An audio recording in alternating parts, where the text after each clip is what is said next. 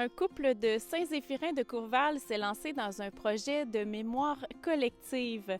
On en parle avec Sucy.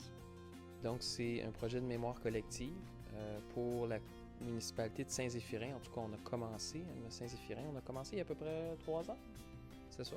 Puis tranquillement, pas vite, ce qu'on fait, c'est qu'on fait des entrevues avec des personnes de tout âge. Donc, c'est pas juste des personnes âgées qui ont des histoires. Des histoires à raconter sur comment ils ont vécu dans la municipalité, comment ils ont travaillé, qu'est-ce qu'ils ont vécu à travers le temps. Et j'imagine que vous avez besoin d'aide pour ce projet-là, pour faire mousser ça un peu puis donner envie aux gens de participer. Qu'est-ce qu'on leur dirait pour les inciter à participer à ce projet? Fait que c'est vraiment c'est un projet important de conserver tous ces souvenirs parce que l'histoire, c'est une chose, mais l'histoire racontée par les gens qui l'ont vécu, c'est autre chose. Et c'est vraiment un précieux souvenir qu'on peut léguer aux générations futures, d'avoir vraiment, de vivre ces histoires en direct avec les citoyens qui l'ont vécu. Et comment ça déroule le projet, en fait? Quand vous avez quelqu'un d'intéressé, vous faites une entrevue de quelle façon? Bien, normalement, on va prendre contact avec la personne. On va essayer d'avoir, si on veut, une discussion pour leur expliquer un petit peu le contexte. On fournit normalement aussi, pour ceux qui se sentent un peu mal à l'aise, peut-être une feuille avec des questions, des idées de questions qu'on va poser sur l'agriculture, sur la religion, sur la politique, aussi juste la manière de vivre, les commerces du village, des choses comme ça, comment ils ont vécu avec tout ça à travers le temps et l'évolution. Et de là, ils peuvent, à partir de là, avoir une idée de ce qu'on va poser comme question. Mais c'est sûr que lors d'une entrevue, on peut les laisser parler de ce qu'ils désirent. Il n'y a vraiment pas d'encadrage qui limite ce qu'on peut dire. C'est juste que les questions vont les inspirer. Et de là, après, on cédule une date d'entrevue. Et on a l'entrevue qui se déroule chez eux, dépendant de l'endroit où ils sont le plus à l'aise. Est-ce que c'est une entrevue dans le but de faire une vidéo ou plus écrite pour un livre?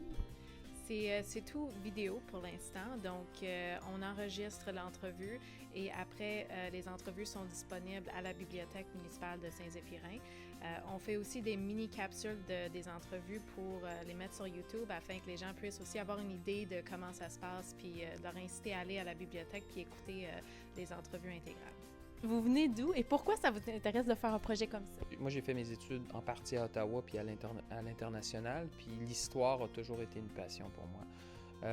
À un certain point, même quand j'ai fait beaucoup de voyages, surtout par exemple en France, où je pouvais parler à des personnes qui avaient vécu la Deuxième Guerre mondiale, le débarquement de Normandie, des choses comme ça, c'est là que j'ai réalisé que l'histoire orale était palpitante. C'est sûr que c'est une interprétation de l'histoire, il y a différentes versions possibles, mais ça reste qu'il y a un côté personnalisé. Donc de là, j'ai poursuivi mes études en histoire pour éventuellement ensuite les repousser vers l'enseignement en histoire.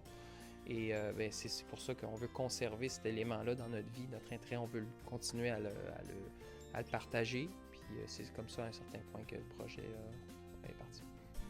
Donc, moi aussi, j'ai étudié en histoire. En fait, on s'est rencontrés à travers nos études en histoire. On travaillait dans un musée comme le Musée québécois d'antan, mais en Ontario. Mais moi aussi, j'ai vraiment été inspirée par l'histoire orale et aussi les petites anecdotes qu'on retrouve pas dans les livres d'histoire.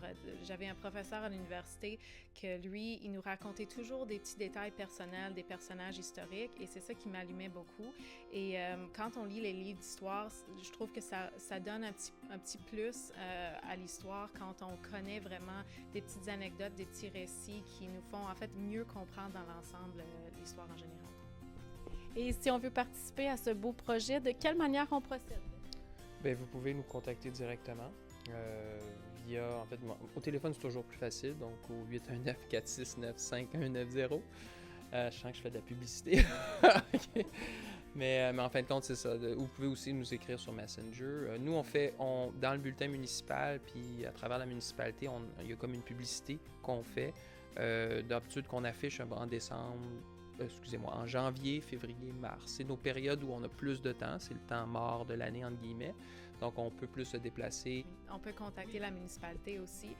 Vu que les publicités sont dans le bulletin municipal, des fois, la municipalité va recevoir des appels de personnes qui ont vu les publicités. Donc, c'est nous ou c'est la municipalité qui vont pouvoir diriger les citoyens intéressés. On est rendu à un stade où il y a beaucoup de monde qui nous ont contactés ici. On a pu faire des entrevues. Il y a des personnes, ça n'a pas fonctionné dans le sens avec les horaires puis tout ça, mais je pense qu'on est prêt à un certain point d'étendre un petit peu nos horizons, puis de sortir de Saint-Zéphirin. On a commencé l'année dernière, par exemple, à en faire un aux limites de Saint-Zéphirin, Saint-Elphège, une ferme là-bas qui pouvait nous parler plus de Baie-du-Fèvre, un monsieur qui avait déménagé dans les années 70-80. Donc, c'est ça, on commence à agrandir notre territoire couvert. Donc, si, par exemple, il y a des personnes à la visitation qui seraient intéressées de nous raconter des histoires, moi, je pense qu'on est prêt à passer aussi à d'autres municipalités s'il y a de l'intérêt aussi ailleurs.